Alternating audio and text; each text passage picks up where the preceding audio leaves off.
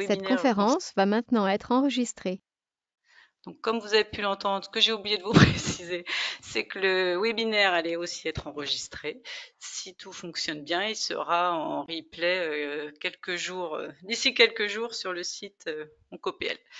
Donc, merci Caroline d'avoir lancé l'enregistrement.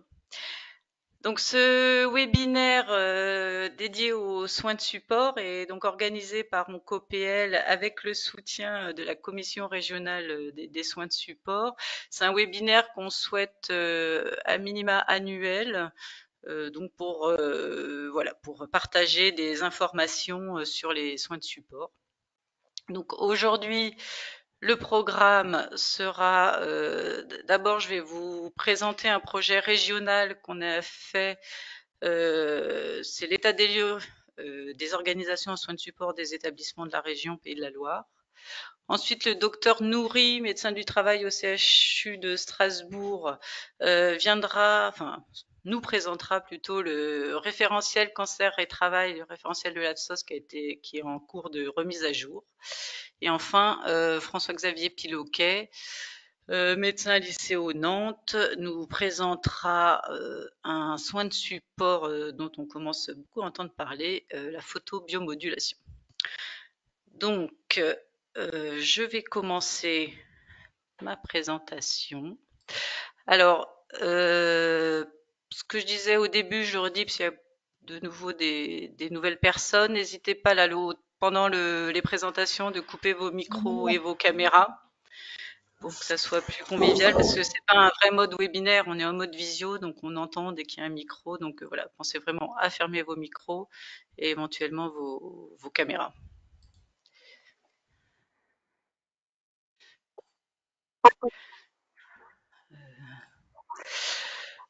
Donc, moi, je vais vous parler d'une enquête qu'on a fait auprès des établissements de la région. Alors, excusez-moi, il y a encore des personnes qui ont dû avoir des micros ouverts. C'est bon. Pour connaître un peu l'organisation en soins de support des établissements de notre région. Donc, quelques mots de contexte. Alors, le contexte national, je pense que tous ceux qui sont inscrits ici commencent à le connaître un peu par cœur. Je ne vais pas trop insister sur la définition des soins de support qui a été dans la circulaire en 2005. Les soins de support sont dans tous les plans cancer depuis le premier jusqu'à la stratégie décennale. Juste peut-être insister un peu plus aujourd'hui sur deux documents qui nous paraissent vraiment importants. Donc, il y a le référentiel organisationnel de l'INCa, publié en 2021, ce qui est vraiment, donc, comme son nom l'indique, un référentiel sur l'organisation des soins de support pour les établissements autorisés à la cancérologie, avec 3 chapitres principaux, un chapitre repérage et évaluation, un chapitre coordination des soins de support et un chapitre sur la qualité des soins de support. Donc, je vous invite fortement à le consulter. Et puis aussi, ce qui est très important maintenant, c'est la réforme des autorisations des établissements depuis qui a changé en 2022 et qui prend maintenant en compte les soins de support au même titre que les traitements dits actifs comme critère de qualité d'un établissement autorisé. Donc voilà, ça c'est vraiment les deux documents plus récents importants à avoir en tête. Au niveau de la région, donc nous à OncoPL, on travaille sur différents projets des soins de support, alors soit des projets spécifiques comme par exemple l'APA ou l'oncofertilité. Également, on propose des outils d'aide justement au repérage ou à l'orientation avec des grilles pour les patients ou l'annuaire des soins de support pour les professionnels. Et puis pour encadrer un peu et permettre d'avancer plus au niveau régional sur les soins de support, on a décidé de remettre en place, donc en 2021, la commission régionale des soins de support. Cette commission, il y a une trentaine de membres multiprofessionnels et un binôme d'animation donc entre OncoPL et la référente AFSOS régionale qui est actuellement le docteur Delphine Cornio-Foubert de l'ICO. Donc cette commission, elle a pour objectif de diffuser la bonne parole autour des soins de support en région et de communiquer sur ce qui existe, parce qu'il y a quand même beaucoup de choses qui sont faites qui ne sont pas toujours connues, et puis éventuellement ensuite construire ce qui n'existe pas. Et au sein de cette commission, donc on travaille en mode projet avec une feuille de route. Il est vite apparu ce besoin de connaître déjà le fonctionnement des établissements de la région autour des soins de support, d'où la mise en place de cet état des lieux, dont l'objectif est de repérer les points forts et les points faibles, d'identifier éventuellement des leviers d'action, d'échanger autour des pratiques et de proposer des axes de travail pour 2024 et les années à venir. Au niveau de la méthode, c'est une méthode assez standard. Donc, c'est OncoPL qui a mené l'enquête. Il y a deux chefs de projet qui ont qui ont passé un questionnaire auprès de tous les établissements autorisés à la cancérologie de la région, enfin, qui ont essayé de contacter déjà tous les établissements. Donc le questionnaire, on l'a construit nous-mêmes à partir de celui réalisé par nos collègues du DSRC Oncopaca Corse, et il était composé de 4 parties. Donc un groupe de questions sur la coordination du parcours, un groupe de questions sur le repérage des besoins, l'orientation et l'accès, un groupe de questions sur la prévention tertiaire et la prévention des séquelles, et un groupe de questions sur la traçabilité. Une fois qu'on a eu identifié les personnes pouvant répondre aux questions dans les établissements, on les a contactés par mail pour prendre des rendez-vous. Le choix a été fait de passer le questionnaire en entretien téléphonique qui durait environ 30 minutes. Et ensuite, on a saisi et analysé les questionnaires via le logiciel Sphinx. Alors au niveau des répondants, je vous ai dit qu'on a contacté tous les établissements. On les a tous contactés, mais tout le monde n'a pas répondu. Tous n'ont pas répondu. Donc on a 25 établissements quand même qui ont répondu au questionnaire. Donc là, sur la petite carte, vous pouvez voir que tous les départements sont représentés. Et également tous les types de structures. Donc on a eu des cliniques, des CHU et le CLCC. Les personnes interrogées étaient essentiellement des médecins, des cadres ou des administratifs. Alors, premier groupe de questions sur la coordination du parcours. Donc, on constate qu'un tiers des établissements organisent une réunion pluriprofessionnelle dédiée aux soins de support pour discuter des cas complexes, qu'un peu plus de la moitié des établissements ont un référent identifié pour assurer la coordination de ces parcours. Alors, quand le référent est identifié, c'est en général une IDE, un médecin ou un cadre de santé. Et également, la moitié des établissements assurent cette coordination des parcours quand elle implique soit un autre établissement, soit la ville, comme les HAD par exemple. Ensuite, on a 60% des établissements qui disposent d'une offre de prise en charge globale du patient. Alors, les structures les plus souvent citées, c'était les hôpitaux de jour et les équipes mobiles de soins palliatifs.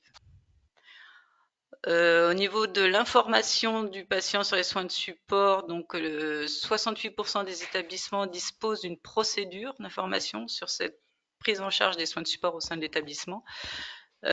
Cette procédure d'information, quand elle existe, donc comme je vous disais, elle est orientée toujours vers les patients, par exemple avec une page dans le livret d'accueil sur la question des soins de support.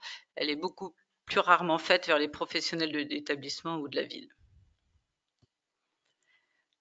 Alors ensuite, le groupe des questions repérage, orientation, accès. Alors en termes de repérage, on a un peu moins de la moitié des établissements qui mettent en œuvre un repérage systématisé des besoins des patients. Donc, on appelle repérage systématisé, c'est par exemple à l'aide d'une grille standardisée. Donc on a 11 établissements qui utilisent une grille pour repérer les besoins. 9 ont leur propre grille et 2 utilisent la grille d'OncoPL. Parmi ces 11 établissements qui ont une grille, 7 la renseignent dans le DPI, 4 transmettent la synthèse à l'oncologue, 3 établissements joignent cette grille au PPS et 1 au PPSC, 2 au médecin traitant. Alors pour les établissements qui n'ont pas un repérage systématisé, ça ne veut pas dire évidemment qu'ils ne font pas de repérage, mais c'est un repérage qui est en général fait au cas par cas. Soit en fonction des besoins, soit également parfois en fonction de comment est organisé un service. Si dans le service onco, la diète ou la psychologue à son bureau, elle va passer tous les jours. Donc voilà, c'est très dépendant, mais il y a quand même dans tous les cas un repérage qui est fait. Ensuite, en termes d'orientation, 64% des personnes interrogées connaissent l'annuaire des soins de support disponibles sur notre site. C'est pas mal, mais c'est pas assez. Pas, d'autant que uniquement 2 personnes l'utilisent concrètement. Alors en fait, soit parce que la personne qu'on a interrogée n'était pas directement concernée, soit en général ils nous répondent qu'ils ont leur propre réseau, donc ils n'ont pas besoin d'aller sur notre annuaire. Ensuite, en termes d'offres, alors là, on a constaté que tous les établissements répondants proposent les 4 soins du panier socle, douleur, diète, psycho et sociale, la majorité du temps en interne et parfois en partenariat. L'ensemble des établissements répondants proposent également un soutien psychologique aux aidants. Pareil, en général en interne, mais éventuellement, ils peuvent orienter les aidants voir un psychologue en ville. Ensuite, on a là un panorama des autres soins de support proposés. Alors, les soins de support au sens large par rapport à ce qui est décrit dans le panier de l'INCa. Donc, on a entre un tiers et la moitié des établissements qui vont proposer par exemple, de l'APA, de la sexo, des soins palliatifs, des conseils en hygiène de vie. Et après, dans les soins de support, sont également cités des soins qui sont plus liés au bien-être et à l'art-thérapie, par exemple, ou sophrologie. Ensuite, on avait un groupe de questions sur la prévention tertiaire et la prévention des séquelles. Là, on voit vraiment, enfin, au niveau des établissements, c'est un peu le point noir. Donc, je vous ai juste fait un focus sur les programmes de TP. Donc, dans les établissements, sur les 25 établissements répondants, 6 proposent un programme d'éducation thérapeutique sur la thématique des soins de support. En général, la majorité sont sur la gestion des effets indésirables des traitements. Dans les établissements qui ne proposent pas de TP, les raisons citées, c'est le manque de temps, de moyens ou de personnel, donc sans surprise. Également le fait qu'ils trouvent que c'est trop compliqué, la procédure est trop lourde pour la déclaration à l'ARS, etc. Donc certains font de l'ETP sans le dire.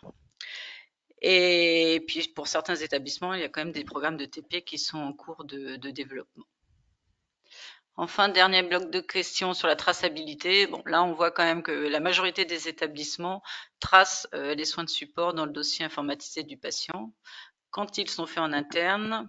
Par contre, quand ils sont faits en partenariat à l'extérieur, ils sont très peu tracés et uniquement si l'info remonte. Ils ne vont pas aller chercher l'information. Donc voilà pour les principaux résultats.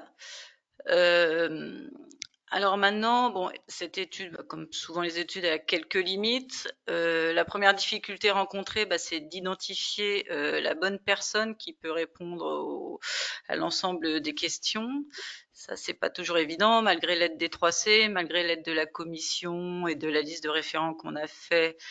On n'a pas toujours une personne contact pour nous répondre sur les soins de support. Et ensuite, bien sûr, la difficulté d'obtenir un rendez-vous. Donc, c'est pour ça qu'on a fait le choix d'un questionnaire téléphonique pour que ça soit plus facile. Par contre, ça à la limite, c'est moins informatif à mon avis que de se déplacer. Si on se déplace, on peut voir éventuellement justement plusieurs personnes, on peut voir les locaux, voir comment ça se passe, échanger sur les outils. Donc c'est vrai que le questionnaire téléphonique est plus pratique, mais peut-être moins informatif. Ensuite, on a le problème de cloisonnement dans certains établissements où les soins de support fonctionnent en fait en fonction par service ou par unité. Il n'y a pas de véritable politique au niveau de l'établissement. Et donc parfois, des personnes nous ont répondu pour leur service en nous disant, par contre, je ne sais pas comment ça fonctionne dans le service d'à côté. Et puis après, la spécificité des établissements, évidemment, puisqu'on ne peut pas non plus totalement comparer une clinique chirurgicale qui va faire que de la prostate au centre de lutte contre le cancer. Donc peut-être adapter des questionnaires en fonction du type d'établissement.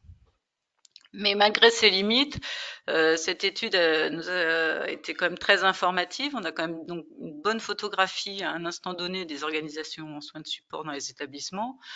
On voit qu'il y a une réelle prise de conscience de l'importance de ces soins de support, une volonté de développer cette thématique malgré le manque de moyens humains, financiers, malgré le manque de temps. On sent que c'est quelque chose qui tient à cœur, enfin, des des personnes interrogées. Et donc, on a des actions engagées, et après, de manière plus ou moins formalisée. Donc, en termes de levier d'action, nous, ce qu'on a pu ressortir, alors un premier levier d'action qui concerne les outils, parce que là, par exemple, par rapport à l'annuaire, par rapport à l'ETP, aux grilles d'évaluation. Nous, par exemple, en Copel, on propose un certain nombre d'outils. En fait, ils se rendent compte qu'ils sont peu connus, peu utilisés. Donc déjà, avant de faire des nouvelles choses, promouvoir ce qui existe, hein, vraiment faire de la communication sur les outils existants qui peuvent aider les professionnels dans leur prise en charge en soins de support. Ensuite, l'autre levier d'action, comme on l'a vu, c'est tout ce qui touche la prévention tertiaire et la prévention des séquelles, hein, qui est très peu prise en compte. Donc déjà, renforcer l'ETP. Donc là également, j'en profite pour faire un petit peu de pub. Nous, à Oncopel, on propose sur notre site un annuaire des programmes et surtout un outil d'aide à la déclaration, enfin Oncoplet, qui aide les établissements qui voudraient déposer un projet de TP. Donc vraiment, n'hésitez pas à aller voir sur notre site ces outils qui peuvent vous aider. Et puis après, l'idée pour les établissements, c'est de mettre en place des projets sur la thématique d'aide de retour à l'emploi, par exemple, prise en charge des troubles neurocognitifs. Donc il y a pas mal de choses à faire, mais voilà, ça demande du temps et des moyens. Et enfin, pour terminer, la proposition qu'on a fait suite à cet état des lieux qu'on a fait remonter à la commission régionale des soins de support, c'est de mettre en place un outil d'aide, de rédiger un outil d'aide pour la mise en place d'une structure de coordination des soins de support au sein des établissements, un peu de la même façon qu'on l'avait fait pour les IDEC. Dans cet outil, on pourrait déterminer les rôles et missions des référents en soins de support, l'avantage d'une coordination en soins de support pour les patients, mais aussi pour les établissements. Il remonte souvent justement ce manque de moyens, de personnel, mais on sait aussi qu'une bonne coordination en amont, même à moyens égaux, peut quand même permettre de faire plus de choses. Dans cet outil, on pourrait avoir des leviers d'action possibles, des trucs et astuces sur les financements, etc. Donc voilà le projet pour 2024. Donc je voulais juste préciser que cet état des lieux a été présenté au Congrès des réseaux là, à Paris au mois de novembre et repris.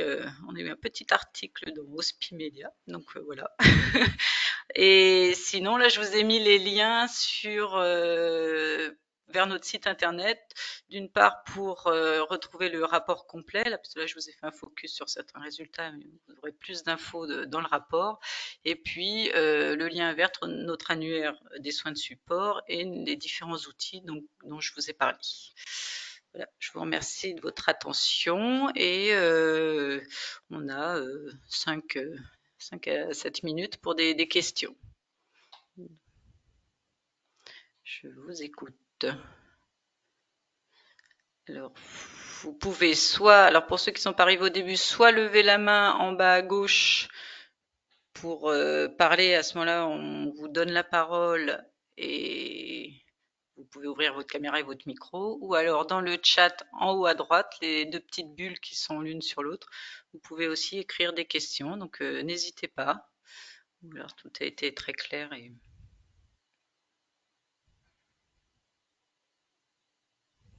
non, ça vous laisse sans voix.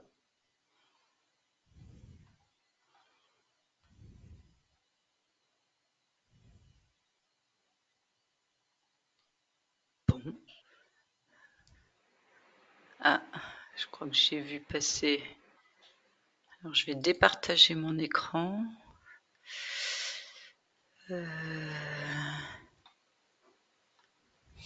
Non, c'est Oui, bon. vas-y, Non, je François. trouve que c'est intéressant. Après, je me sens ciblé aussi le fait qu'en effet, l'ETP dans le post-cancer, chez nous aussi, il y a encore des choses à faire et on voit bien que c'est un sujet important et qu'il va falloir dans l'avenir s'y mettre, quoi. Plus. Alors, je vois une question. Oui, alors après, il y a le problème du financement. Donc ça, c'est vrai que c'est un sujet qui revient toujours sur lequel nous, bon, en GoPL, on n'a pas du tout de action possible, mais effectivement, c'est des choses qu'il faudra prendre en compte aussi, effectivement, dans le guide, parce que cette idée du guide, c'est aider les professionnels, mais c'est aussi, ça peut être une occasion aussi d'être porte-parole, entre guillemets, et de faire remonter ensuite des choses à un niveau au-dessus sur des demandes, après sans aucune garantie derrière, mais c'est aussi l'occasion, voilà, de faire remonter les réalités de terrain, les besoins, etc. C'est pas uniquement un outil d'aide pour les professionnels, il y a aussi derrière cette idée de faire remonter des choses en plus haut lieu. Voilà. Alors, Stéphanie Bordenave, allez-y. Vous pouvez ouvrir votre micro. Je vois pas. Éventuellement ouvrir votre caméra. Je crois que vous avez levé la main. On ne vous entend pas.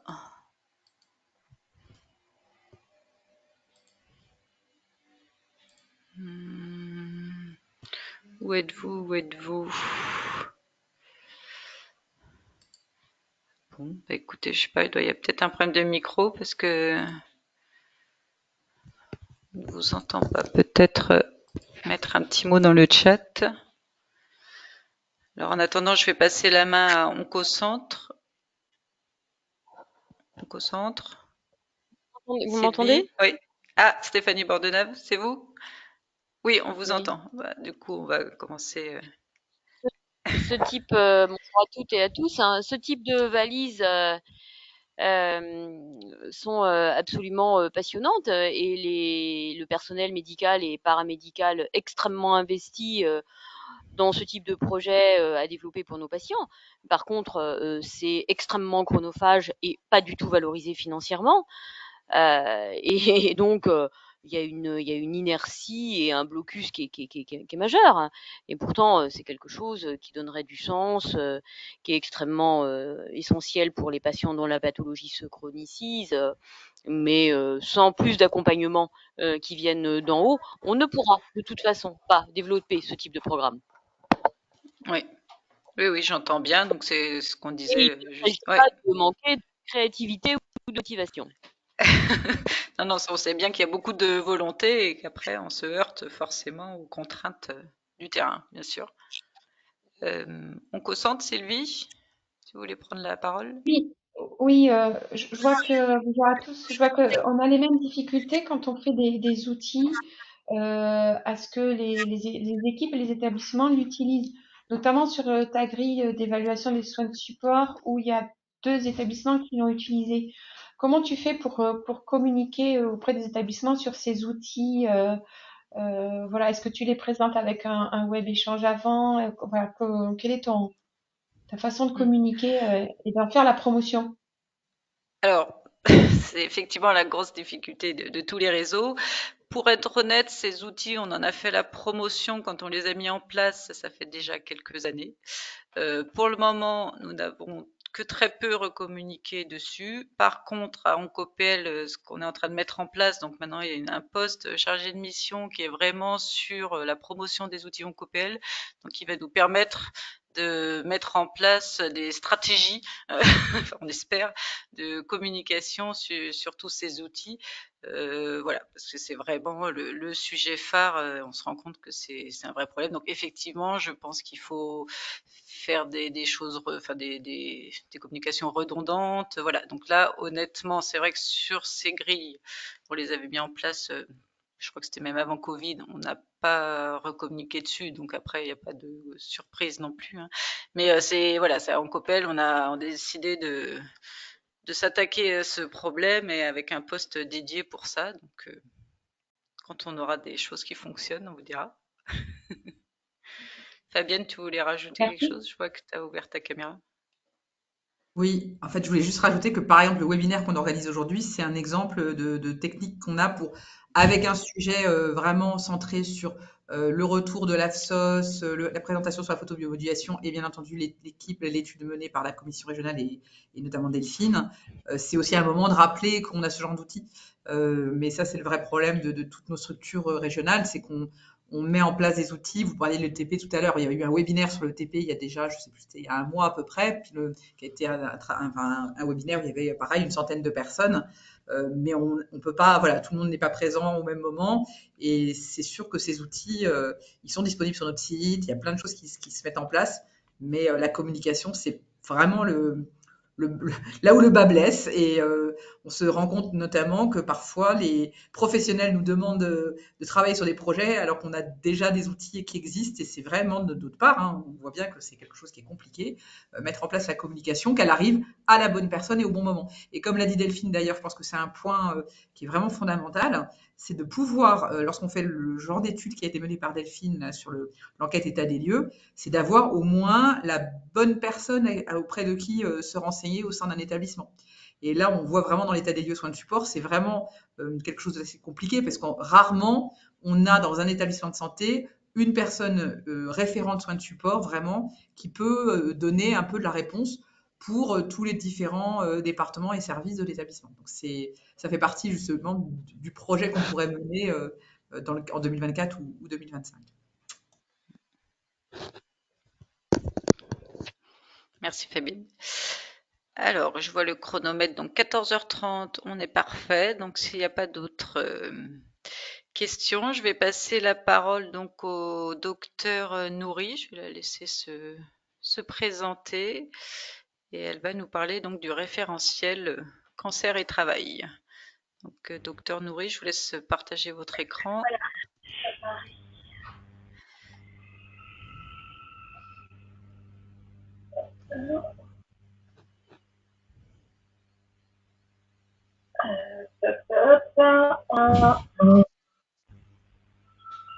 Mon écran a décidé de se bloquer, c'est bon, il fallait.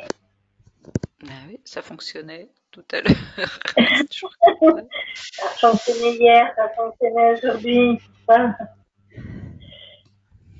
Alors, vous me dites, hein, sinon moi je l'ai et je le diffuse. C'est bon. C'est reparti. Oui, ça devrait arriver. Voilà. Donc, ouais, tout le monde m'entend bien, me voit bien, c'est parfait. Déjà, je voulais vous remercier de m'avoir invité à vous présenter donc le référentiel cancer et travail qui a été remis à jour cet été. Je remercie aussi la FOS de m'avoir sollicité pour faire ce travail de coordination. Alors, l'objectif du référentiel, c'est de mettre à disposition des praticiens, au sens large du terme, non spécialisés en santé au travail, les outils, les informations nécessaires pour parler, entre guillemets, travail et cancer. En gros, c'est essayer de vous faciliter la vie pour réussir à orienter vos patients dans ce dédale, ce labyrinthe qui est tout ce qui concerne la réinsertion professionnelle. Donc, on est parti en fait de la version 2016. J'avais déjà coordonné la première rédaction, qui est la première version 2016. On a regardé ce qui avait évolué au niveau réglementaire, au niveau pratique, et il y avait un ou deux schémas qu'on ne trouvait pas clairs et qu'on a donc retravaillé. Tout ça avec un groupe de travail varié au niveau professionnel, puisqu'on avait des médecins d'assistance sociale, des psychologues, des médecins conseils, des chirurgiens, enfin, on a essayé de balayer tous les métiers qui pouvaient s'intéresser au sujet. Et géographiquement, en fonction des disponibilités des gens, on a eu des gens de différentes régions de France. Ce référentiel a été présenté aux journées de la FOS en octobre 2023 à Lille. Malheureusement, cet été, il y a eu un petit retard au démarrage, on va dire, au niveau des différents référentiels, et du coup, ils n'ont pas fait faire la relecture comme d'habitude avant la présentation en journée, mais elles sont actuellement en cours. Donc, voilà, je vous présente notre travail, mais la relecture finale est encore en cours. Alors, comment on a articulé ce référentiel? Comme vous pouvez le voir, il y a une première partie avec des éléments introductifs, de problématiques, et puis deux schémas que je vais vous montrer qui vous permettent de vous repérer un peu et voir où positionner votre patient, dans quelle situation, dans quel parcours il se trouve. Des messages clés. voilà, de diapos de messages clés. Et après, on a fait des fiches acteurs. Donc là, ça vous permet de savoir pour chaque acteur qu'est-ce qu'il peut faire, qu'est-ce qu'il peut pas faire, comment on le sollicite. Je vais vous montrer quelques exemples. Et pareil, des fiches outils, ce sont les outils que disposent ces acteurs et ça permet de savoir un peu qu'est-ce qui peut être proposé par ces acteurs à vos patients et du coup réussir peut-être à les motiver à aller les voir. Du moins, leur expliquer comment il faut faire. Après, la dernière partie, c'est des petits suppléments qu'on vous a mis. C'est comment aborder la notion de handicap et d'invalidité par rapport au travail, toujours, avec vos patients. Un petit focus sur les travailleurs indépendants. Je vous le dis tout de suite parce que certains d'entre vous le sont peut-être, donc c'est intéressant. Maintenant, il n'y a plus le RSI, le régime spécial pour les indépendants. Ils sont gérés aussi par la sécurité sociale et du coup, ils ont accès à beaucoup plus de choses, donc c'est vraiment important à savoir. Et puis, une petite préconisation pour les DSRC. Et voilà. Hop là. Alors, je vous avais parlé de deux schémas. Le premier, ils sont riches, mais on a essayé de jouer sur les couleurs. C'est est-ce que je peux continuer de travailler docteur? Quand vais-je pouvoir reprendre? C'est une question qui arrive souvent. Et la première chose à leur dire, c'est qu'il faut voir avec le médecin du travail pour tous ceux qui ont un médecin du travail.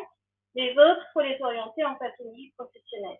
Et en fait, c'est un échange entre le salarié ou votre patient, le médecin du travail, éventuellement vous-même, parce que souvent on a besoin quand même d'informations médicales, que on va pouvoir, et puis l'employeur qui vient en dernier lieu dans la discussion, on va pouvoir partager vos salariés, vos patients plutôt en deux classes. Ceux pour qui le travail semble possible, bien sûr on peut évoluer de l'une à l'autre en fonction de la situation, et ceux pour qui ce ne sont pas possibles. Donc si on n'est pas possible, on est bien sûr en arrêt de travail et on reboucle jusqu'à temps qu'un jour on soit plus en arrêt de travail, soit parce qu'on a repris le travail dans la même entreprise ou dans une autre entreprise, dans le même métier ou un autre, et vous voyez qu'en dessous apparaît déjà des organismes comme Cap Emploi, le médecin du travail, qui va jouer là son rôle dans l'inaptitude. Et si ce n'est pas possible, la reprise n'est pas possible, c'est la sortie, entre guillemets, une sortie vers l'invalidité auprès de la sécurité sociale. Donc là, on a déjà des éléments où on sait que le patient, on est soit plus vers ne semble pas possible, le travail ne semble pas possible ou possible. Hop, bon. Alors ensuite, le deuxième schéma, et c'est les deux seuls, c'est quel acteur on peut solliciter en fonction de la situation professionnelle de votre patient.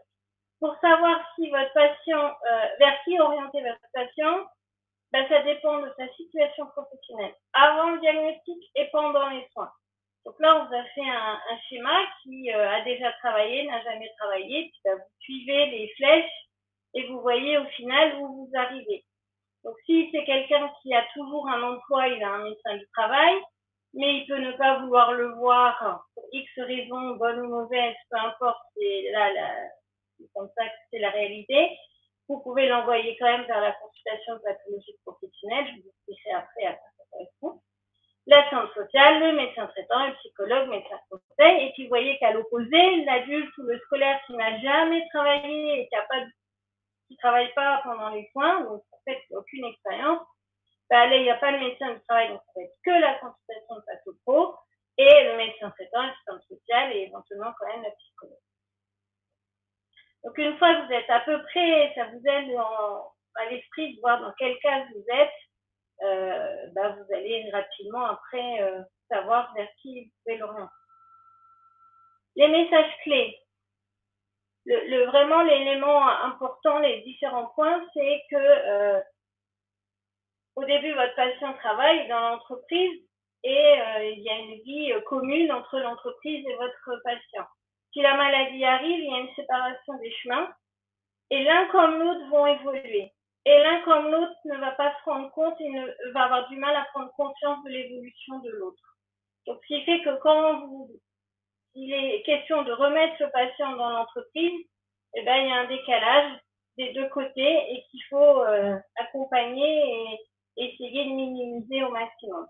Pour ça, on recommande pendant l'arrêt de travail de garder un lien avec les collègues, bien sûr les collègues proches, hein, faut pas devenir ami avec des gens qui vous disent pas, vous avez le droit, mais c'est pas dans les recours. Des liens avec l'entreprise, garder le journal interne, être invité aux soirées, un certain nombre de choses. Bien sûr, vous êtes libre ou pas d'y aller en tant que patient, mais au moins qu'on vous propose.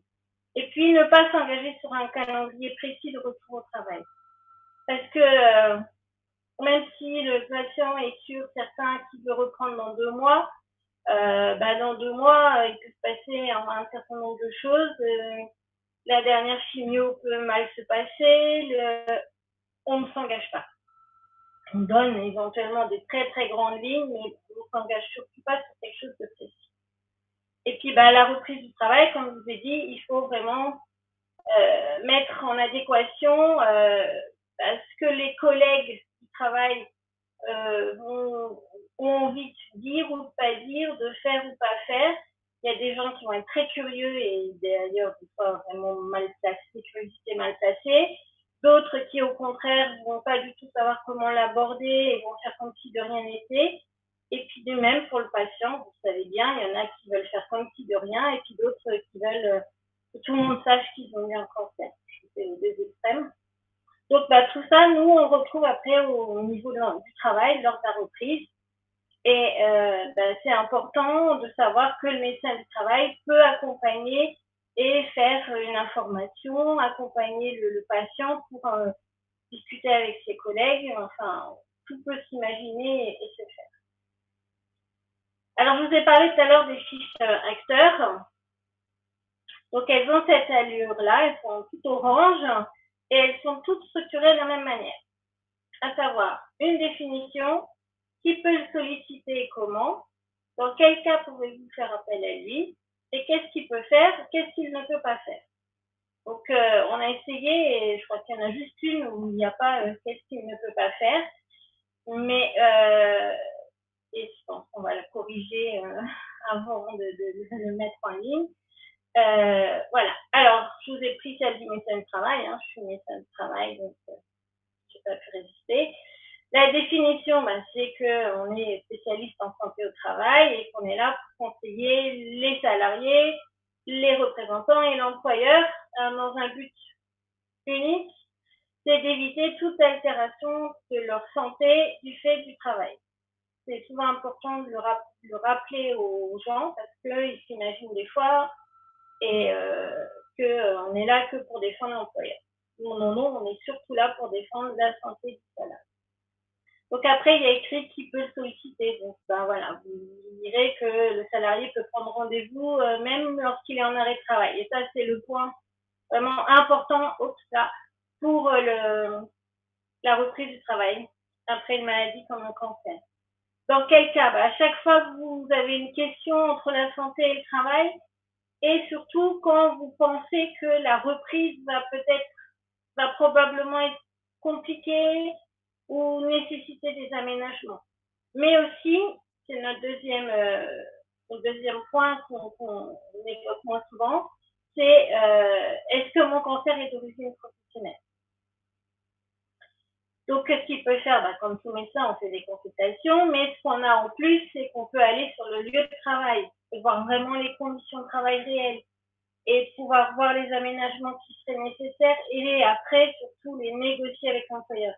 C'est le rôle du médecin du travail, la négociation. C'est ni le salarié lui-même, ni le médecin traitant, ni qui que ce soit, c'est le rôle du négocier les aménagements de poste, c'est notre rôle. Donc, ils peuvent être divers et variés. Et la nouveauté, c'est qu'on peut faire un essai encadré. C'est-à-dire qu'on peut essayer un autre poste, même pendant l'arrêt de maladie. Jusqu'à 14 jours d'essai peuvent être organisés dans l'entreprise d'origine ou dans une autre.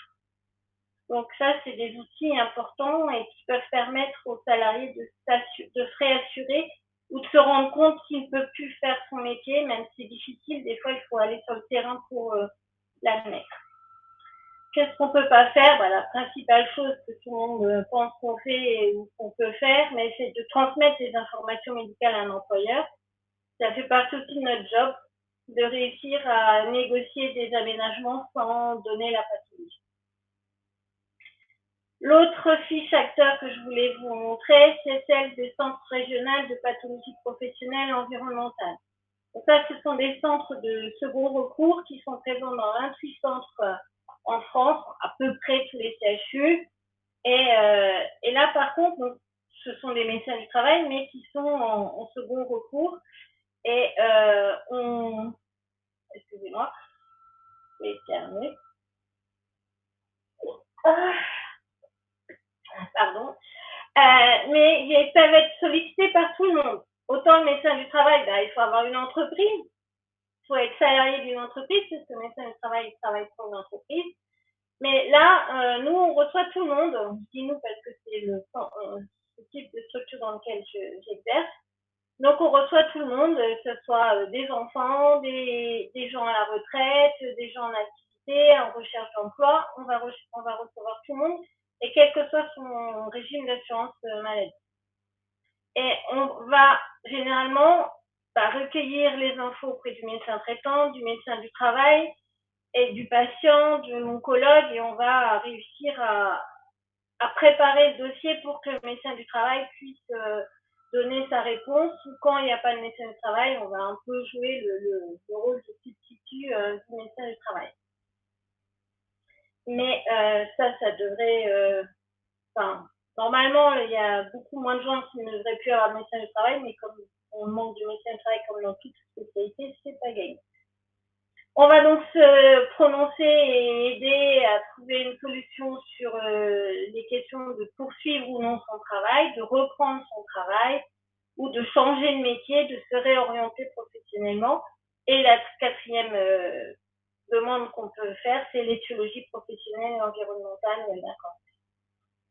Donc voilà, je vous passe les autres rubriques que vous pourrez lire. J'avais aussi mis la fiche du psychologue clinicien. Donc c'est pareil, structuré pareil, qui peut le solliciter tout le monde. Vous en avez dans les services d'oncologie, il y en a en libéral, il y en a dans des dispositifs spécifiques régionaux en cancérologie, mais il y en a aussi dans des dispositifs d'aide à la coordination, dans les CMT. Voilà, ils peuvent tous aider votre patient à cheminer et à progresser vers la reprise du travail. Les attentes sociales, en 2016, on avait fait une seule fiche. En fait, on s'est aperçu qu'il existait 3 lieux d'exercice et qui faisaient qu'ils avaient des missions un peu similaires mais quand même différentes.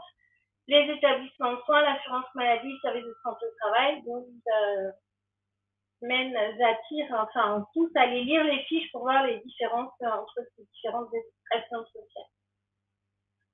Pour les fiches outils, pareil, organisé sur le même modèle, cette fois-ci une rubrique définition, conséquences et comment faire. Donc la première, rendez-vous de liaison. Ça, c'est vraiment une nouveauté 2022.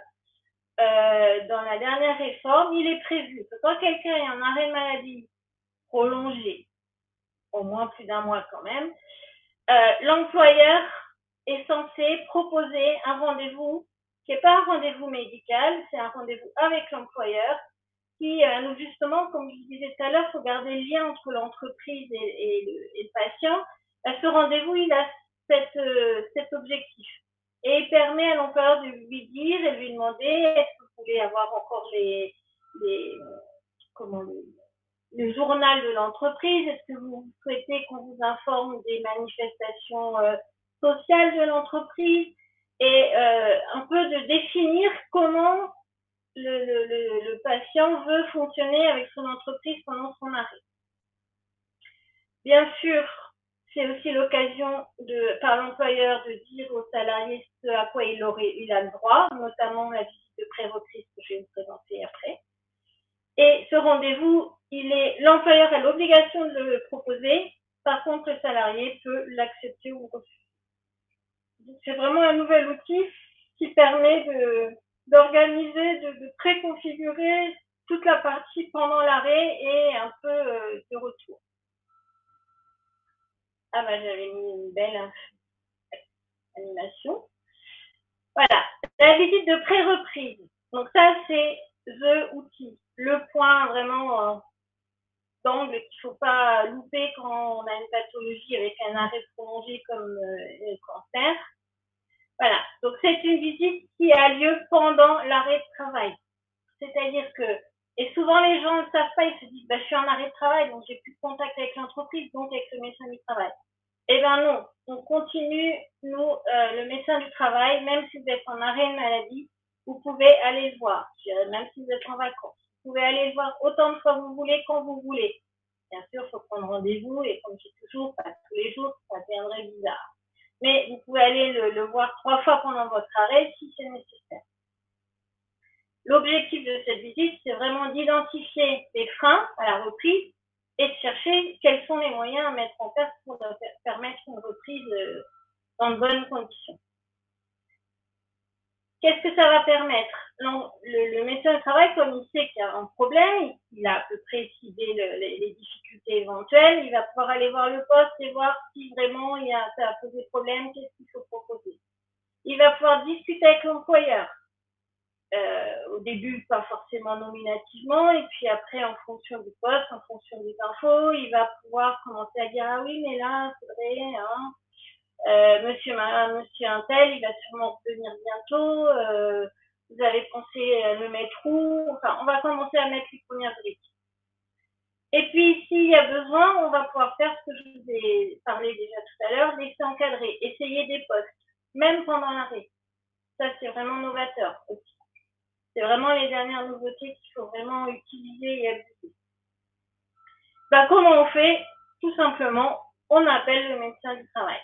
Si vous n'avez pas si les salariés, les patients n'ont pas le numéro, ils passent par leur BRH, leur bureau de ressources humaines, mais ils ne sont pas obligés, ils font comme ils veulent. Le truc, c'est qu'il faut qu'ils appellent le médecin du travail pour prendre rendez-vous. Donc voilà, c'est vraiment pendant l'arrêt de travail pour préparer. Et ça peut être à l'initiative du patient, c'est ce qu'il y a de positif. L'autre outil que vous connaissez, par contre, parce que c'est quand même un vieil outil, le temps partiel thérapeutique, il se met en place. Les nouveautés, c'est que maintenant, on peut le mettre après un arrêt, quelle que soit sa durée. Voire sans arrêt si le mi-temps se justifie par une maladie professionnelle, un accident de travail. Petite parenthèse, j'ai oublié de vous dire au tout début. Ce référentiel ne porte que sur le régime général. Donc que les salariés ouvriers d'une entreprise privée. Les fonctionnaires, ils sont nombreux, on sait que c'est très difficile pour vous, mais on vient d'avoir des réformes, donc ça ne va pas vous rassurer, c'est également encore difficile pour nous. Quand on aura fini de bien tout digérer la nouvelle réforme, je pense qu'on proposera un petit focus fonctionnaire, mais pour l'instant, c'était trop tôt. Par contre, juste pour savoir, le temps partiel thérapeutique a aussi évolué au niveau de la fonction publique et c'est simplifié. Pour la première, quand vous faites une première demande de temps partiel thérapeutique, il n'y a plus besoin de passer par l'ex-comité médical qui s'appelle maintenant le conseil médical pour ceux qui connaissent. Donc, c'est plus simple. Voilà. Mais il y a plein d'exceptions parce que, par exemple, pour les praticiens hospitaliers, c'est le cas peut-être pour certains d'entre vous, il faut toujours passer par le comité médical. Ne me demandez pas pourquoi. Donc, ce temps partiel thérapeutique qui permet de reprendre tout en poursuivant éventuellement de la kiné ou encore du repos. Et c'est vraiment, voilà, c'est très rare qu'on va reprendre après un cancer sans temps partiel thérapeutique. Ça arrive, mais ça dépend après du niveau du cancer, hein, du stade du cancer. Comment on fait? Ça se met en place généralement lors d'une visite de pré-reprise où le médecin du travail va pouvoir l'évoquer ou confirmer une évocation, quelque chose qui avait été évoqué par le médecin traitant. Parce que par contre, c'est le médecin du travail qui va organiser et qui est le mieux placé pour dire c'est plutôt mieux l'après-midi, le matin. Et surtout, souvent l'employeur, pas souvent, mais quelquefois l'employeur va dire non, moi c'est pas possible. Dans l'entreprise, c'est pas possible. Et nous, on va pouvoir aller monter au créneau là pendant la période dans la visite de pré-reprise et la reprise, on va lui dire non, mais là, vous exagérez, c'est quand même possible si vous faites ça ou si vous mettez sur un autre poste. Donc, on va pouvoir des fois l'obtenir, même si de prime abord, l'employeur a dit ça. Donc voilà, pour la visite de le temps partiel thérapeutique, on passe encore une fois par la visite de pré-reprise des médecins du travail. Excusez-moi, docteur Nouri, je vois que l'heure tourne et Ouais, si vous voulez un peu de temps de questions, est-ce que vous pouvez... J'ai pas mis mon chrono, mais Ouais. je vais aller plus vite. C'est bientôt, j'ai dit l'essentiel.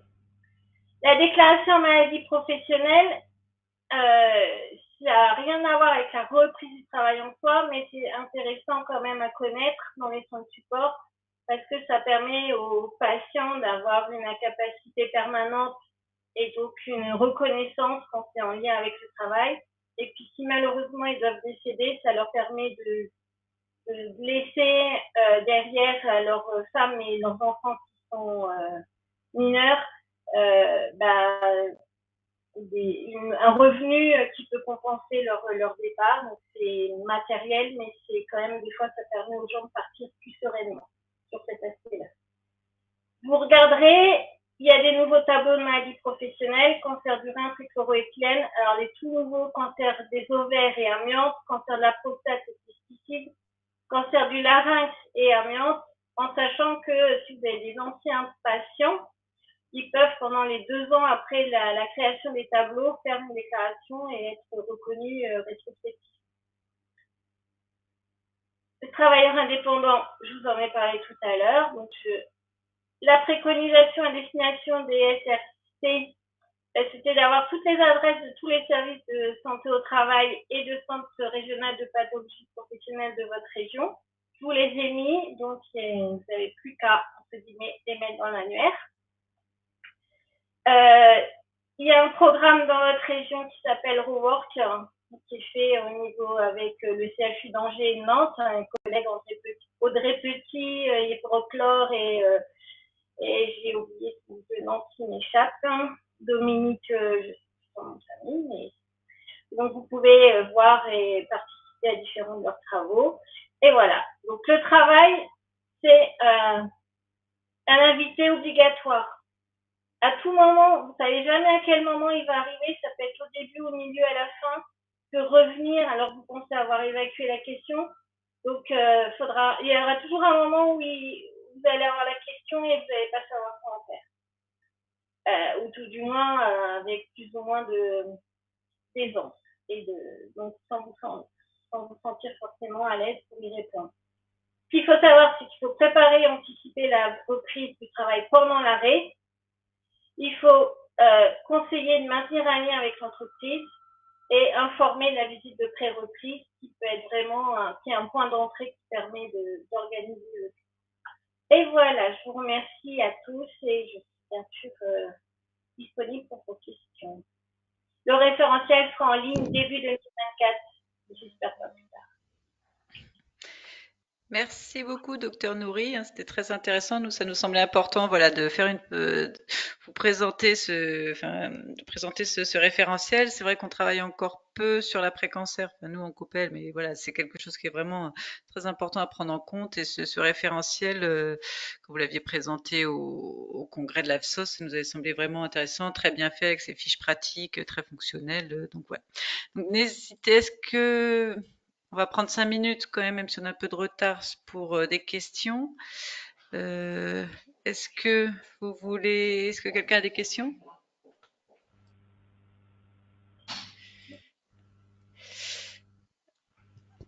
Alors, je vois une main levée. Caroline Fonsgrive. Oui, bonjour, est-ce que vous m'entendez? Oui, on vous entend. Oui, bonjour, je suis oncologue à l'hôpital du Mans. J'ai eu le cas récemment et je voulais avoir confirmation sur les démarches à faire pour les patients qui veulent retourner au travail alors qu'ils sont en arrêt de travail qui est en cours jusqu'à une date, mettons, je sais pas, là, jusqu'à fin décembre. Et de ce que j'ai vu, il faut faire un certificat de reprise anticipée et ça suffirait, mais est-ce qu'il faut que ce soit le médecin qui a fait l'arrêt de travail initial qui doit le faire, ou est-ce que ça peut être tout médecin, parce que nous on est oncologue, mais on est, comment dire, les patients sont amenés à nous voir l'un puis l'autre. Enfin voilà, il n'y a pas forcément le référent à chaque fois. Comment ça se passe pour ça? Alors, donc, si j'ai bien compris, c'est un patient qui a eu un arrêt de maladie, par exemple, de 2 mois, et qui veut reprendre avant la fin de cet arrêt de maladie. C'est ça. Donc ça, c'est une démarche avec la sécurité sociale. Donc en effet, il faut faire un certificat de reprise anticipé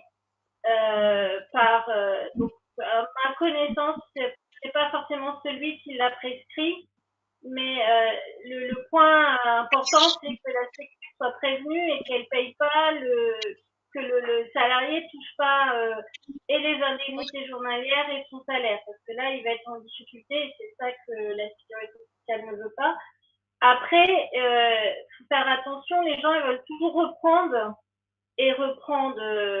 vite parce que il y a plusieurs motifs. Le premier, c'est parce que avoir repris le travail, c'est se sentir guéri et vraiment avoir l'image de quelqu'un qui a à nouveau une place dans la société. Après, il peut y avoir des besoins financiers, ils veulent absolument reprendre.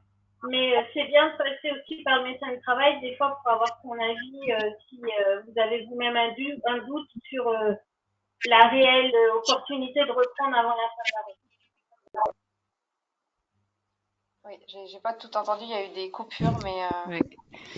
le travail éventuellement avant, mais parfois ce sont des personnes qui sont pas salariés, qui sont des travailleurs indépendants, c'est pas toujours faisable rapidement en fait pour eux. Donc, Alors, ouais, mais les salariés indépendants ont des droits beaucoup plus ouverts, hein, donc à la sécurité sociale, tout le monde n'est pas encore. Il faut vraiment avoir la personne.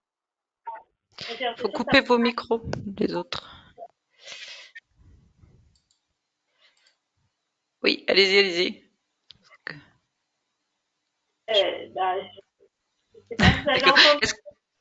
Est-ce que vous pouvez départager votre écran? On voit un peu plus les gens qui parlent.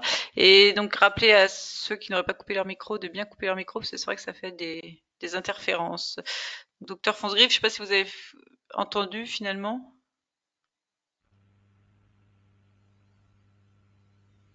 Pas tout, j'ai pas entendu la réponse en entier, mais j'ai compris le principal, c'est-à-dire orienter vers la médecine du travail si on a un doute que ce soit faisable. Et En effet, ce papier.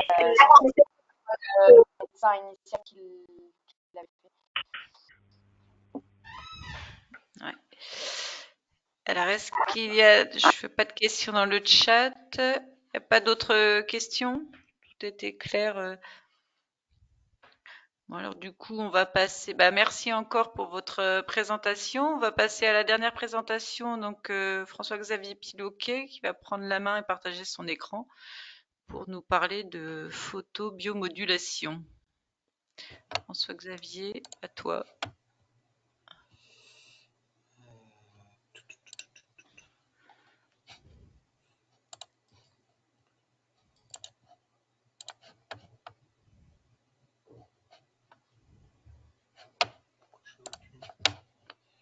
Vous le voyez ou pas? Oui, il faut que tu te mettes en mode diaporama, parce que là, du coup, on se voit. Voilà, parfait. Enfin, c'est parfait. C'est bon? Oui, c'est bon. Merci. Très bien. Bon, tout d'abord, merci de l'invitation. Donc, je travaille en centre de cancérologie dans les soins de support et plus spécifiquement dans la prise en charge de la douleur. Donc, clairement, je ne suis pas un spécialiste de la photobiomodulation. Mais c'est vrai que c'est un sujet d'actualité, on en entend de plus en plus parler. Donc je pense que c'est important d'en parler. Et puis aussi, parce que dans la région, a priori, enfin je ne connais pas tout, mais je ne pense pas qu'il y ait d'autres centres qui se soient lancés dans la photobiomodulation dans le coin. Même si vous allez voir après, il y a des centres qui sont beaucoup plus actifs que par chez nous. Et donc, on fait une petite photo sur la fin, mais on s'est lancé depuis peu avec un appareil qui est arrivé il y a quelques semaines à l'ICO. Donc voilà, je vais vous parler un petit peu de ça. Donc, la photomodulation fait partie en fait de la photothérapie au sens plus global. C'est pas quelque chose de nouveau, hein, c'est donc l'idée d'un traitement à l'aide des photons, à l'aide de la lumière. Et là, on parle d'un rayonnement qui est non ionisant, donc il ne va pas entraîner de changement au niveau des atomes et un risque d'instabilité comme les rayons X. Et c'est donc un rayonnement qui est athermique, il n'est pas chaud, il est non invasif. Et donc, vous voyez, il y a pas mal de champs qui l'utilisent déjà, hein, la thérapie laser dans la chirurgie dentaire, les dermatos, l'ophtalmo, les ultraviolets qui sont utilisés en dermatologie pour traiter le psoriasis, la lumière bleue aussi qu'on connaît dans l'ictère néonatal qui permet de gérer l'hyperbilirubinémie, et puis la lumière du soleil pour former de la vitamine D, mais c'est aussi c'était le traitement de la tuberculose avec les grands sanatoriums qu'on a connus au début du XXe siècle. Il y a aussi la thérapie photodynamique. Donc là, l'idée, c'est qu'on a dit que c'était pas invasif, mais couplé avec un photosensibilisant. Là, pour le coup, on peut avoir une action destructrice sur les cellules tumorales. Sujet que je ne maîtrise pas très bien, mais visiblement, il y a quand même des études en cours encore sur le glioblastome, notamment dans le mésothéliome, a priori aussi, où ça pourrait être une technique intéressante. Et c'est déjà utilisé en dermato sur des lésions superficielles. Et donc, vous voyez, en dernier point, la fameuse photobiomodulation. On parlait plutôt avant, vous voyez, de luminothérapie de faible intensité par laser. Initialement, c'était vraiment plutôt des lasers qu'on utilisait. Et le terme de photobiomodulation, c'est quelque chose de beaucoup plus récent. C'est 2014 et ça a été mis en place et par la WALT, donc je vous en parlerai après, qui est l'association mondiale de la photobiomodulation, avec des acteurs français qui sont très investis. Donc voilà, donc en fait la photobiomodulation, elle s'intéresse, vous voyez que là vous avez tout le champ des longueurs d'onde, donc vous voyez même les micro-ondes, les ondes de radio, jusqu'au rayon X et au rayon gamma, et donc là il s'agit vraiment des longueurs d'onde qui sont non ionisantes comme on a vu, et plus particulièrement là quand on parle de la photobiomodulation, on va parler vraiment des longueurs d'onde, vous voyez, entre 600 et 1000 globalement, donc en fait du rouge et jusqu'à globalement l'infrarouge. Et donc avec les longueurs d'onde différentes, on va avoir aussi une pénétration différente des tissus. Et donc en fait on peut vraiment avoir une action jusqu'à 4-5 cm. Alors après il y a même des machines où ils évoquent des efficacités encore bien plus profondes à confirmer, mais en tout cas vraiment en fonction de la longueur d'onde on peut aller plus ou moins profond dans la matière. Et donc, je vous disais, le laser, c'est quelque chose qui est plus ancien. La photobiomodulation notamment, même on en parlera après, mais pour la mucite, c'est quelque chose qui est déjà connu, hein, qui était déjà fait. Et on utilisait des lasers, mais c'était compliqué parce que vous avez vraiment une toute petite localisation de la lumière. Et donc, c'est un travail qui est un peu difficile à faire.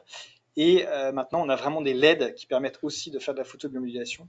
Et donc, vous voyez sur l'élément en bas là que la différence, c'est que les longueurs d'onde sont vraiment cohérentes sur un laser, ce qui permet d'avoir une action beaucoup plus ciblée, donc en fait de traiter même en moins de temps.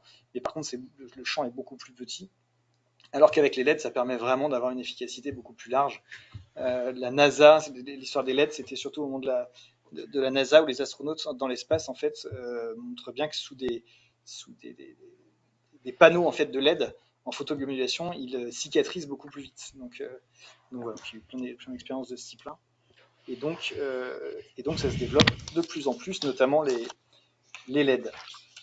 Et donc, la photobiomodulation, vous voyez, c'est une photothérapie qui va influencer donc le métabolisme directement de la cellule en fournissant l'énergie sous la forme de ce rayon lumineux qui est non ionisant, donc plutôt comme je vous disais dans la lumière rouge ou proche de l'infrarouge, et qui va agir forcément sur des récepteurs, des fameux photorécepteurs endogènes, qui vont eux-mêmes avoir forcément des effets, enfin les photons vont avoir des effets sur le côté physique et chimique, et qui va forcément entraîner les effets thérapeutiques qu'on cherche à avoir avec la photobiomodulation. Donc je ne vais pas aller dans des détails trop précis sur le fonctionnement, et puis en plus même moi ça va m'échapper, mais l'action principale c'est vraiment plutôt une action intracellulaire, donc c'est la partie gauche du schéma, et où on va agir surtout sur la mitochondrie, on va jouer sur le cycle respiratoire, notamment sur le cytochrome C, qui va permettre en fait une production d'ATP, donc de l'énergie, une production, vous voyez, de monoxyde d'azote, qui va permettre aussi un phénomène de vasodilatation et donc d'améliorer aussi comment dirais-je, la vascularisation dans les tissus. Et donc, il y a d'autres phénomènes aussi qui se passent au niveau, vous voyez, de la cellule membranaire, notamment, vous voyez le TRPV1 qui joue sur les douleurs, notamment les douleurs neuropathiques, c'est comme ça qu'on traite avec les Qutenza. Et puis, il y aurait aussi des phénomènes sur le côté extracellulaire, où là, on serait plutôt dans une action sur l'immunité. Et donc, tout ça, en fait, va entraîner des modifications locales. Ça va aussi capter aussi les cytokines pro-inflammatoires et baisser l'inflammation et aller jusqu'à permettre la transcription de gènes qui vont être impliqués dans des voies de signalisation de la réplication cellulaire, d'où l'idée de prolifération, de cicatrisation, de la photobiomodulation. Et donc là, je vous mets globalement les grands effets en fait de la photobiomodulation. Donc là, je viens de vous en parler, il y a vraiment le côté anti-inflammatoire que peut permettre la photobiomodulation. Une action au niveau neuromusculaire avec une relaxation au niveau musculaire. Le côté cicatrisant qui est vraiment l'élément le plus important et notamment la cicatrisation superficielle. Un effet anti-œdémateux et puis un effet vraiment antalgique aussi. Donc comme ça peut paraître, ça paraît très intéressant si ça agit sur tous ces éléments-là qui sont, vous le voyez bien, des éléments qu'on va retrouver, des problèmes qu'on va rencontrer en oncologie. Et donc, dans les grands champs d'intérêt, en fait, alors on a vraiment la mucite, la radiodermite et la neuropathie périphérique avec plus de guillemets. Mais l'élément vraiment important, c'est les mucites. C'est-à-dire que dans le cas des mucites, il y a vraiment des recommandations maintenant internationales de l'ESMO, de la MASC, dans les soins de support ou en oncologie, pour traiter les patients qui ont des mucites avec la photobiomodulation et encore mieux, les traiter en préventif pour éviter l'apparition de mucites de grade 3, enfin en gros des mucites qui vont être vraiment gênantes. Et je vous le montrerai après, il y a une diapositive, mais c'est pas du tout anodin, c'est-à-dire qu'en plus ça marche vraiment et ça marche de manière assez importante. Et donc là pour le coup c'est, on reverra après, mais un grade 1 en gros c'est vraiment recommandé. Donc c'est vraiment par là qu'on peut se mettre à la photobiomodulation et c'est vrai que quand on voit les présentations des gens qui en font, voilà, pour eux c'est vrai qu'on se dit que des traitements, des patients qui vont être en cours de radiochimiothérapie concomitante en ORL, c'est vrai que ça devient difficile de ne pas leur proposer. Donc ça, c'est vraiment l'élément important et c'est souvent par là aussi que les appareils peuvent rentrer dans les hôpitaux. Après, on a la radiodermite, liée aussi à la radiothérapie, donc là qui vont donner des lésions superficielles, où là aussi il y a des éléments assez importants, même si ce n'est pas un grade aussi fort que des mucites. Et puis la neuropathie périphérique, on en reparle juste après, mais bon, c'est pas dans les recommandations encore, mais petit à petit, avec le temps, au niveau des grades de recommandation, on voit bien que ça monte à chaque fois des créneaux, et donc voilà, on s'attend à ce que un jour il y ait vraiment des choses dessus. Pour le moment, il y a vraiment des petites études de phase 2. On montre que visiblement, il y aurait même un effet. L'idée, ce serait même de traiter les patients dès les premières apparitions de symptômes qui pourraient permettre de limiter en fait l'évolution de la neuropathie et donc de permettre éventuellement de continuer les traitements et puis surtout de limiter les effets indésirables à long terme. Donc on a des éléments pour penser là, sur des études de phase 2 que c'est assez intéressant et donc forcément il y a des études en cours de phase 3 sur ces questions. Et donc ça, forcément, c'est un des domaines qui m'intéresse, moi particulièrement dans le cadre de la douleur, même si on est d'accord que la neuropathie, elle n'est pas non plus toujours que douloureuse, mais la photobiomodulation pourrait vraiment avoir un effet aussi sur les autres composantes, que ce soit les paresthésies, que ce soit l'hypoesthésie, limiter vraiment tous ces effets-là. Et donc après, dans les recommandations, notamment de la WALT, je vous ai mis un peu tous les référentiels, après, il y a d'autres indications, globalement ça c'est celles qui sont préconisées, mais avec des grades de recommandation qui sont beaucoup moins importants.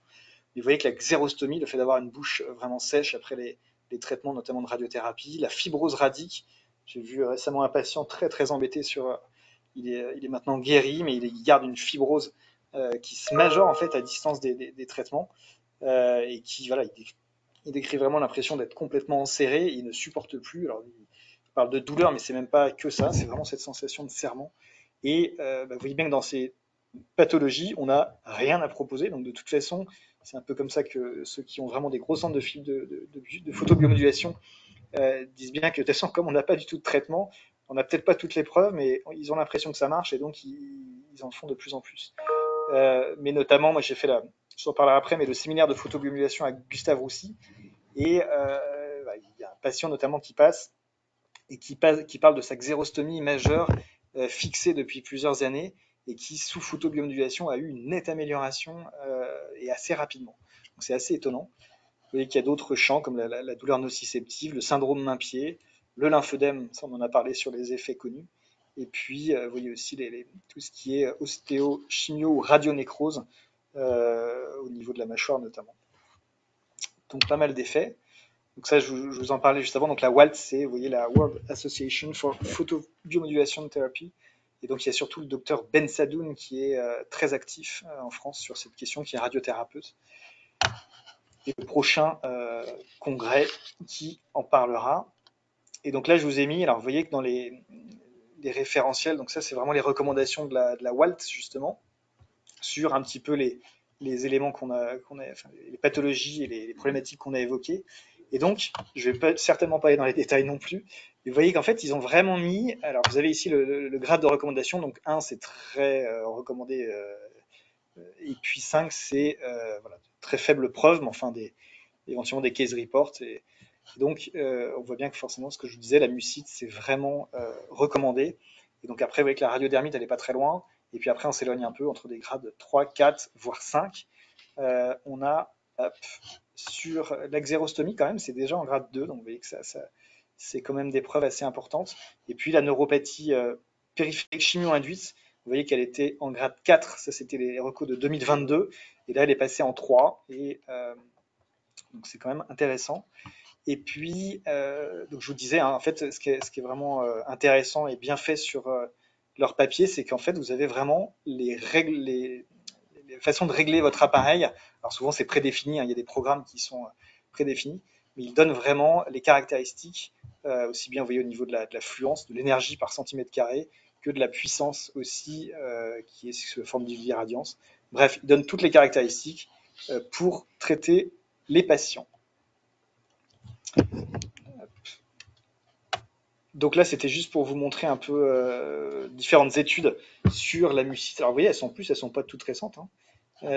Mais clairement, quand vous regardez, quand vous vous intéressez sur les mucites de grade 3, donc des mucites vraiment importantes, eh bien vous voyez que c'est des différences qui sont quand même assez énormes, entre 6,4% dans le bras qui a la photobiomodulation et 40% quand on ne l'a pas. C'est à peu près, vous voyez, des chiffres qu'on retrouve un petit peu partout, donc 18% versus 60%, 25% versus 77% environ. Donc clairement, un effet intéressant chez ces patients et dans cette indication, avec en plus, vous voyez bien, un retentissement important pour le patient avec la problématique de la nutrition, les hospitalisations. Ils peuvent vraiment finir quand sur des mucites importantes avec des nécessités de mettre en place des PCA, d'hospitaliser les patients. Donc c'est vraiment lourd. Et là, on voit bien qu'on peut vraiment permettre de réduire toutes ces complications. Alors une autre diapositive qui reprend un peu tous les autres potentiels grâce à la photobiomodulation. Donc il y a vraiment beaucoup de choses. Avec même là au niveau cérébral, ils font même des casques de photobiomodulation. Il y a des études en cours sur le Parkinson, sur l'Alzheimer. Donc l'action serait vraiment très large. Donc, sur la cicatrisation, sur la fibrose, on en a parlé. Mais ce qui peut intéresser aussi l'alopécie, c'est clairement, c'est sûr, dès qu'on est sur du superficiel en plus, on y croit de façon plus facile. Il y a forcément aussi la question de la sphère gynéco qui intéresse notamment notre gynéco aussi, ce qui est logique. Mais vous voyez, sur la sécheresse vaginale, on aurait un effet sur les douleurs, sur la cicatrisation. J'avais rencontré un homme sage-femme en ville qui utilisait de la photobiomodulation de manière très fréquente, notamment sur les cicatrisations après épisio, etc. Mais vous voyez donc d'autres champs, le trismus aussi, on en entend parler, les acouphènes, le changement de voix. Alors ça aussi, c'est pareil, quand on écoute ceux qui en font beaucoup, ils évoquent vraiment des améliorations assez spectaculaires de patients après traitement. Il y a des traitements aussi d'œsophagite. Donc vous voyez, vous êtes déjà dans symptômes avec vraiment plus profonds, mais globalement, en fait, en fonction des longueurs d'onde, on peut avoir une action plus profonde de ce type-là, avec vraiment un dispositif externe. Donc voilà, donc un champ qui est très large. Et donc, si la photobiomodulation parle autant, enfin, si on en parle autant actuellement, c'est parce qu'il y a beaucoup de matériel qui s'est développé. Donc là, vous avez les appareils qui sont les plus aboutis à gauche, le Milita. Donc vous avez vraiment plusieurs outils, et notamment ces fameux panneaux en fait de LED qui peuvent permettre, là, quand on parlait des neuropathies, l'idée c'est qu'ils mettent les pieds proches à 1 cm des panneaux, et ils font des séances. Donc c'est quelques minutes, hein, à chaque fois les séances, c'est peu. Et vous avez d'autres appareils qui font des traitements beaucoup plus locaux, donc comme l'appareil Tor qui est en haut, et puis le Carmine que nous, on a actuellement à l'ICO. Donc là, vous voyez, c'est un appareil qui est beaucoup plus petit, avec des pads de différentes tailles, et qui vont pouvoir permettre notamment le traitement des mucites. Donc vous voyez le monsieur à gauche qui met en place les pads à l'intérieur de la bouche pour réaliser une séance qui va durer en préventif 1 minute 30, ça va très vite. L'idée est de les faire de manière régulière. Quand on est dans le cadre de la prévention des mucites, on va commencer dès que le patient commence sa radiothérapie, et on va lui faire 3 fois par semaine. Donc chez nous, on a dit le lundi, mercredi, vendredi. Et donc s'il passe sur un grade 2, au niveau de la mucite, on va passer à 1 fois par jour. Mais par contre, le patient vient pendant 1 minute 30. Donc ça va plutôt vite. Donc juste pour vous montrer que, en effet, si vous tapez dans le site de recherche Clinical Trials, vous allez trouver, en tapant photobiomodulation et cancer, 42 études en cours. Donc il y a beaucoup de choses qui se font. Si on regarde dans la photobiomodulation et les neuropathies chimio-induites, moi qui m'intéresse, vous voyez qu'il y a 6 études en cours, notamment à Gustave Roussy. Il lance une étude justement sur l'idée de prévenir l'apparition des neuropathies chimio-induites chez des patients qui ont un cancer du sein sous Taxol. Et donc, ils vont commencer le traitement dès les chimiothérapies, dans mes souvenirs, dès l'apparition des premiers symptômes, versus placebo. Donc voilà, on espère avoir des résultats positifs sur des pathologies où on n'a pas grand-chose à proposer, hein, souvent. Donc vous voyez que là, au niveau de l'évolution, là, c'est les différents centres qui participent, notamment à l'étude dont je viens de vous parler. Donc on voit bien que petit à petit, les centres se dotent en appareils. Et c'est vrai que dans notre région, je ne pense pas qu'il y ait beaucoup de monde. L'enseignement aussi se développe, et notamment avec le docteur Camélia Billard, qui est à Gustave Roussy et qui est très actif sur le sujet. Vous voyez qu'il y a un DU que je n'ai pas fait, et le séminaire que j'ai fait, c'était en mai dernier. Donc voilà, donc l'intérêt de la PBM, donc vous avez vu, voilà, au moins sur la mucite, on a vraiment quelque chose de très sérieux. Sur beaucoup d'autres éléments, on a vraiment l'impression qu'il y a une action et que ça va être quelque chose d'intéressant, en sachant que c'est pas du tout invasif, donc c'est quand même très intéressant.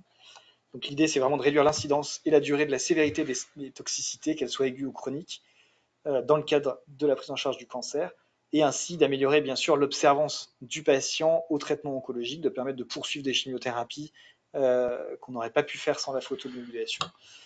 C'est en tout cas ce qui est visé, et puis ainsi bien sûr d'améliorer en parallèle la qualité de vie du patient, et même de ne pas faire perdre de chance aux patients sur des arrêts de traitement en lien avec des effets indésirables. Par contre, bien sûr, vous imaginez la problématique de l'accès pour les patients si demain on montre des effets de plus en plus importants.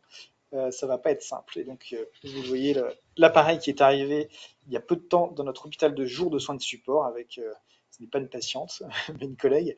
Mais donc, on a commencé à traiter là juste en phase test 2 patients, deux patients en cours en fait. Donc après, nous verrons progressivement pour la suite. Voilà.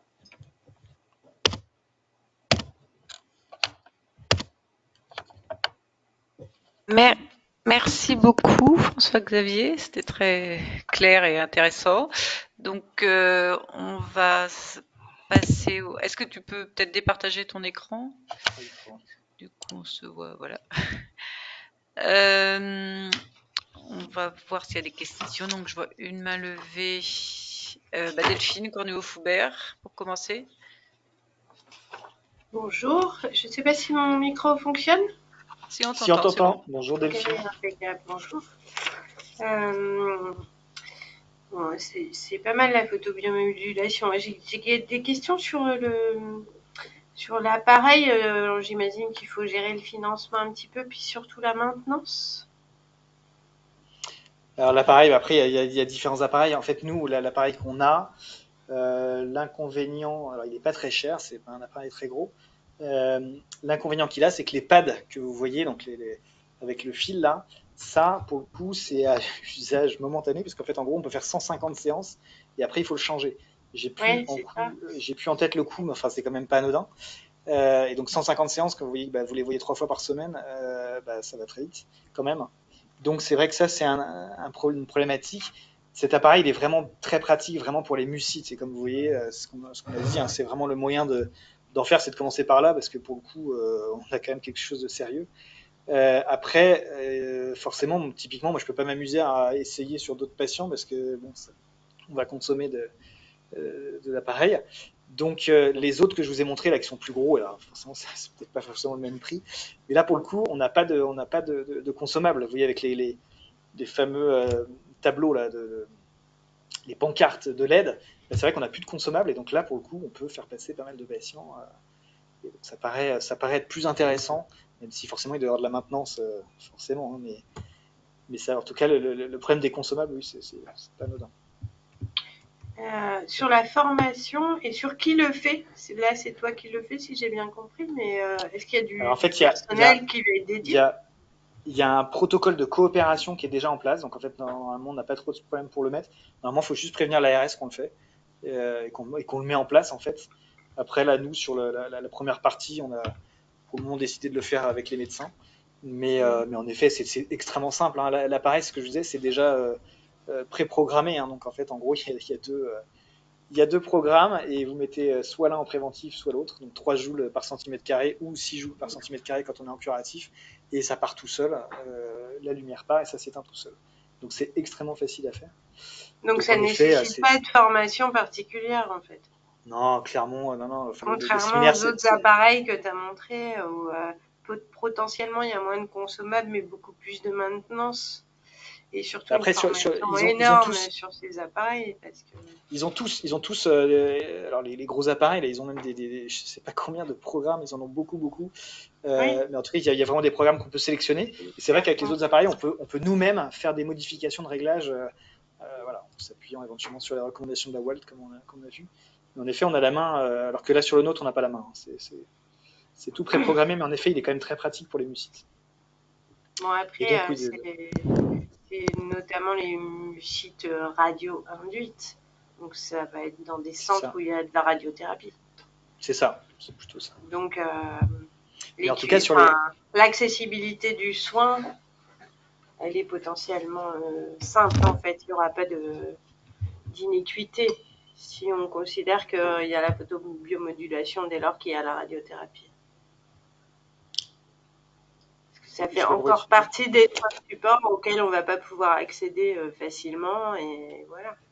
Et ça va sélectionner vachement les patients. Mais là, de toute façon, enfin, t'as vu, on peut pas en traiter beaucoup à la fois, hein, pour le moment.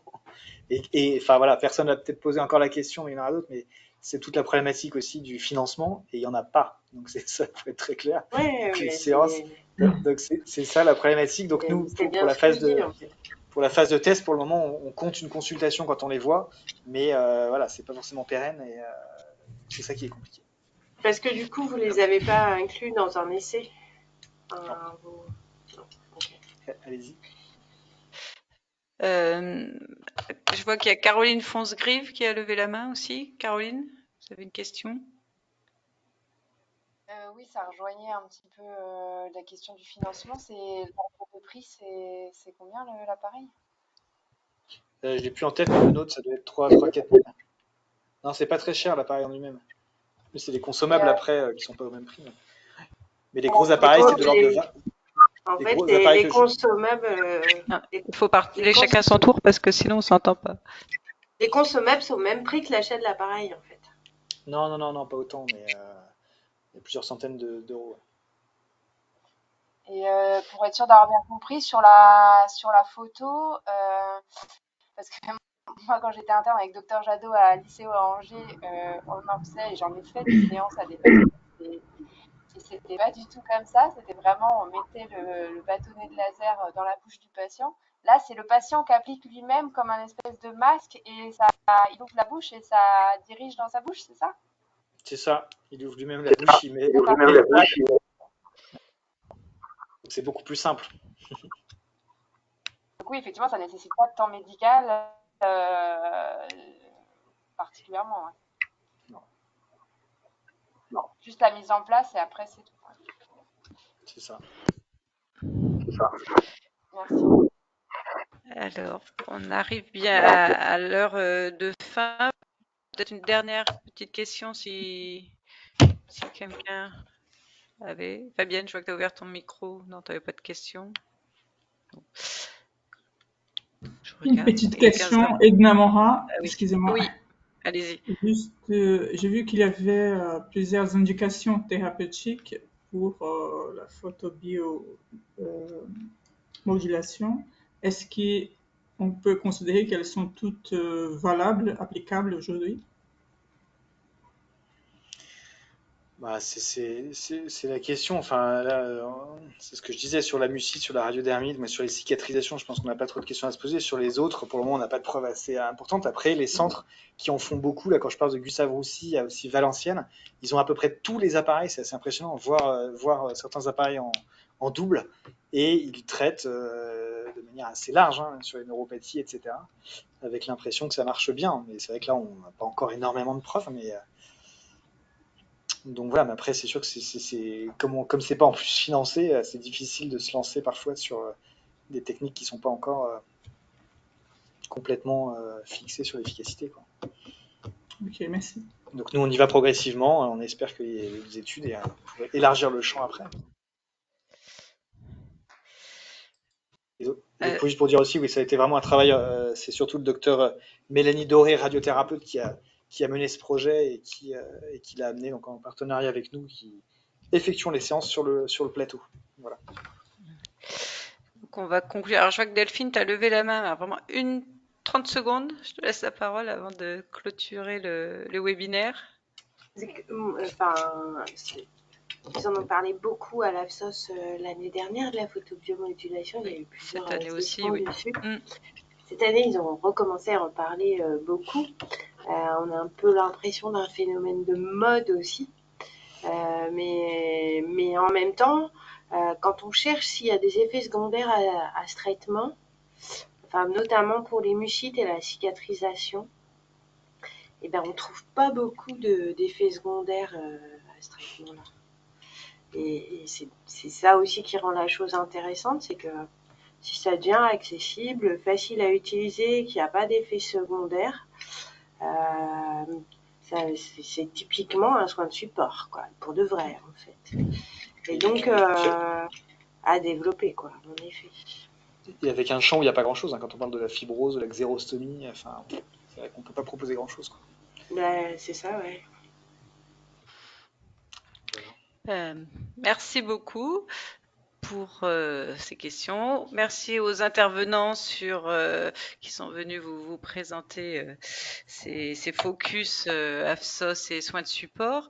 Alors juste pour terminer, pour vous dire que donc en Copel, on organise, comme vous avez pu le voir, des webinaires régulièrement maintenant, et que le prochain aura lieu, on n'a pas la date exacte encore, vers mars-avril de l'année prochaine, et sera sur la thématique d'aider les aidants.